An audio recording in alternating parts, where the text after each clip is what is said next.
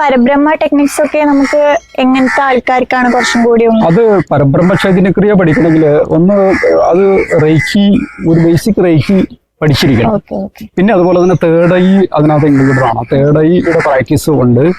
പിന്നെ ചക്ര ആക്ടിവേഷൻ എന്ന് പറഞ്ഞ ടെക്നിക്ക് അതിന്റെ ഒരു പ്രാക്ടീസ് ചെയ്യാനുണ്ട്. പിന്നെ പ്രാണായാമം, പലതരത്തിലുള്ള നാഡീ ശുദ്ധി പ്രാണായാമമുണ്ട്, അത്തരം കാര്യങ്ങളുണ്ട്. പിന്നെ കുറെ അതുപോലെ തന്നെ കുറെ സാധന മുറകൾ വേറെ അതിനകത്ത് വരുന്നുണ്ട്. അത് ഏറ്റവും ഹയർ ലെവലിലേക്ക് ഉള്ളതാണ്.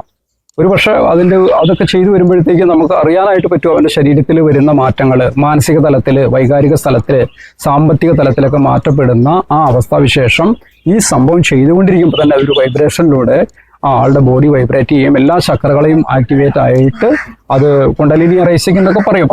അപ്പൊ അങ്ങനെ അത് എല്ലാം പഠിപ്പിച്ചു കൊടുക്കുന്നുണ്ട്, അത്തരം കാര്യങ്ങളൊക്കെ.